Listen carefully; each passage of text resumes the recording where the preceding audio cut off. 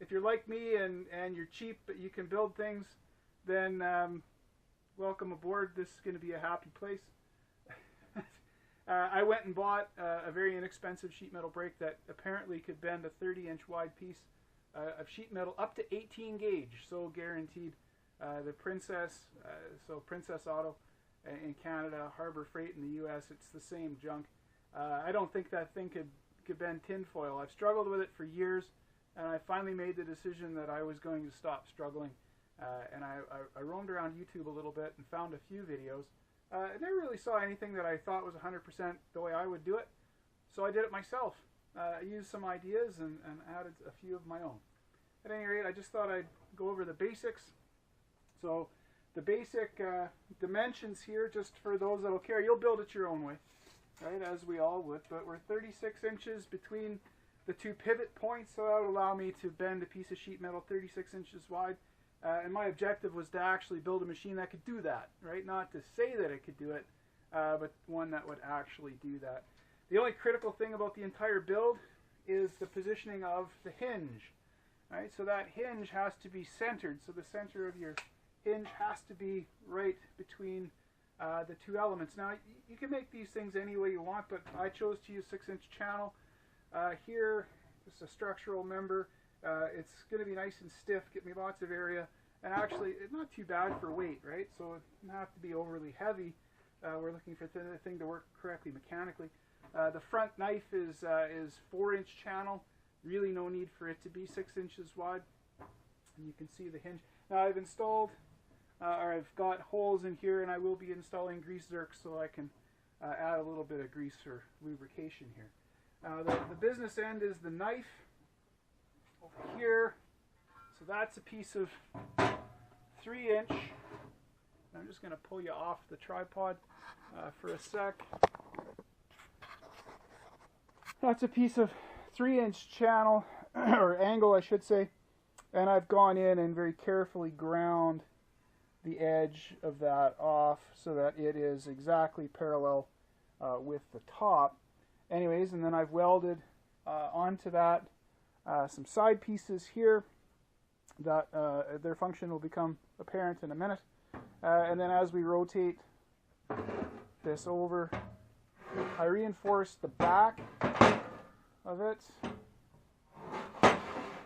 by welding onto it a piece of 2-inch by 1/4-inch thick angle iron. So all of this is 1/4-inch thick. So by the time I've done that, that should be plenty stiff enough. Alright, back up on the tripod we go. And hopefully we're still somewhat focused on the area. Okay, so the basic idea with any sheet metal brake is that we're going to have the knife. This is going to sit here.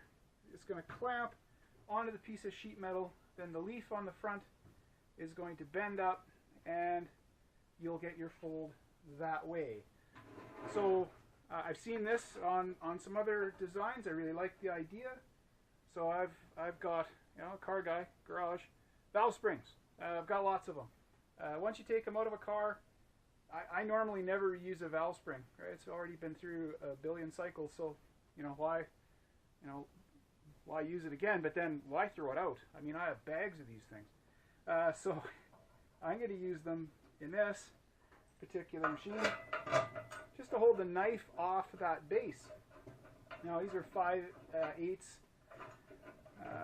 National Course fasteners, grade 8. For no other reason than I can get them. It doesn't really need a grade 8 fastener here, but let's not argue about that. On goes the valve spring. Okay, so that's going to go in. So you see how that's held up. I'm just using nuts at the bottom as spacers. It doesn't need to be fancy. It just needs to get the job done, right? So, spin it around.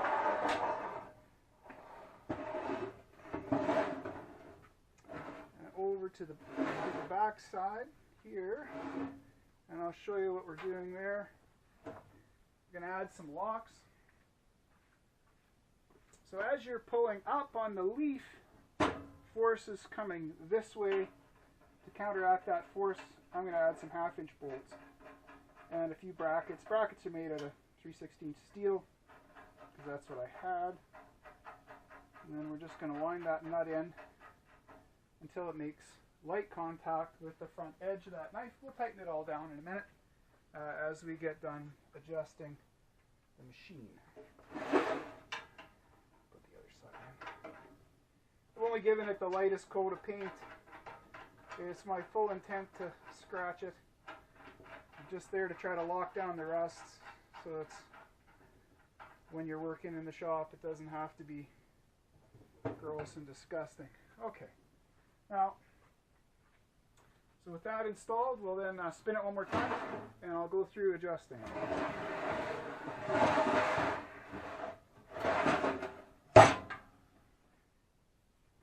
So here I have a piece of 18 gauge steel. It's actually about 12 inches long. It's just some scrap. There's no way on God's green earth my old brake would have bent this. And I'm actually just going to set it, I'm going to A, set it in the middle, and B, I'm going to set it shallow, just to see what it'll do. That's a good enough test for me. Wind her down. Now we're going to clamp it. Again, could have put little T-handles on the top of my 5/8 nuts, but I like keeping things simple. I own lots of wrenches. I don't mind using them. Then we're just going to check the gap here along the edge. Make sure it's where we want it. Make sure it's consistent.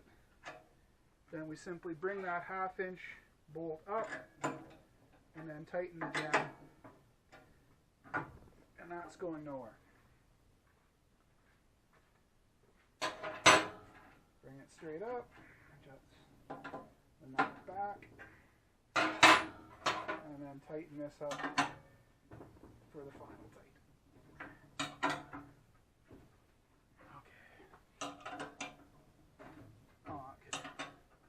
Maybe put a few more turns on that one. Okay. Now, Princess Auto then was putting on sale these 18-inch pry bars. If you wanna pry stuff with them, hey, that's up to you. I had to deburr the plastic because it was cutting my hands up, and it's basically just a cheap piece of steel with a handle on it. And I've made holes and lined the leaf at the front in order to accept those. I'm actually just going to do this one-handed. I don't need two hands to do this, so up we go. Easy as pie. Let's have a look at that bend.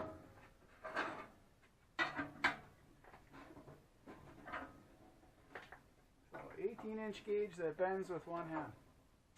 Not something I could ever have done with my old $80 brake. I think I paid 80 Canadian dollars for the old brake.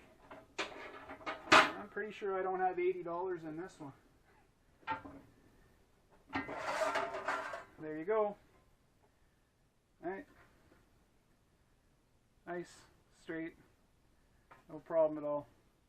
Anyway, that's going to get lots of use in the garage. So there's the first few scratches on it. I actually like seeing those.